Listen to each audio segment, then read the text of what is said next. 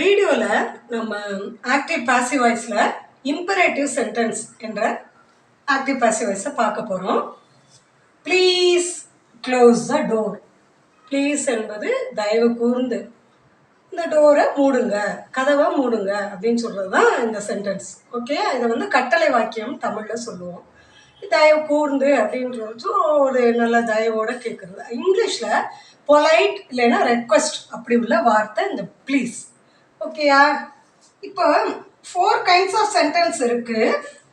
முதல்ல நம்ம active passive வாய்ஸில் என்ன சென்டென்ஸில் வந்திருக்கு நம்மளுக்கு கொஸ்டின் அப்படின்றத புரிஞ்சுக்கிட்டிங்கனாவே பாதி ஆன்சர் உங்களுக்கு வந்த மாதிரி.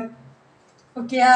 So now we have sentence in imperative sentence. Okay, how to change this we can learn.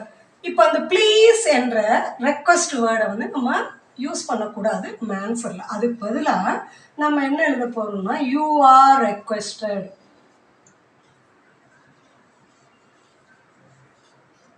பாருங்க, ரெக்வெஸ்ட் தானே அந்த ப்ளீஸ்ன்னு வருது. ஓகேயா? அதுக்கு ஒரு வேர்டு நம்ம கனெக்ட் பண்ணிப்போம். அது to. You are requested to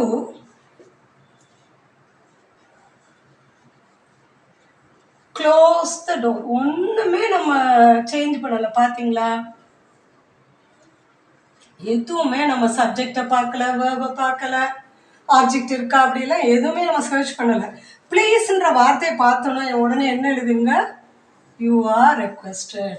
okay, இந்த ரெக்வெஸ்டட்ன்ற வேர்டு எழுதுங்க. ப்ளீஸை நீங்கள் கட் பண்ணிடுங்க. டூ க்ளோஸ் இந்த இதை டூ இன்ஃபினிட்டிவாக நம்ம சேஞ்ச் பண்ணிட்டோம். அதனால் we got an answer in passive voice. இதுவே இப்படி கூட நம்ம எழுதலாம். இப்போ லெட்டுன்ற வேர்டை நம்ம எடுத்துக்கிறோம். சப்ஜெக்ட் இல்லாதனால இதில் சப்ஜெக்ட் இல்லை. இப்போ லெட் ஆப்ஜெக்டை இது வேர்ப். இது எதை க்ளோஸ் பண்ணணும்? What we should close? Door. The door அதுதான் ஆப்ஜெக்ட். ஓகேயா? என்ன வாட்ன்ற வேர்டுக்கு ஆன்சர் பண்ணால் அது ஆப்ஜெக்ட். ஸோ அதை முன்னாடி நம்ம கொண்டு வரோம். அதான யூஷுவல் ப்ரொசீஜர். என்ன?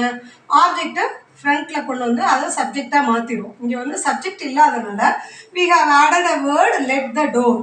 இங்கே பி வேர்பை நம்ம கனெக்ட் பண்ணணும்.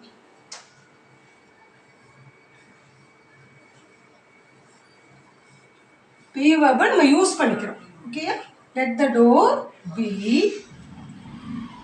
க்ளோஸ்ன்றோட பாஸ்ட் பார்ட்டிசிபல் போடணும். க்ளோஸ்டு.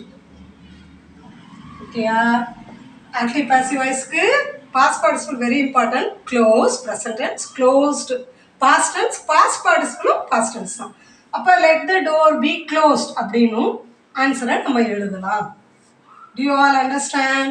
So இது மாதிரி ட்ரை பண்ணுங்க. Very important sentence for 10th standard. Thank you so much.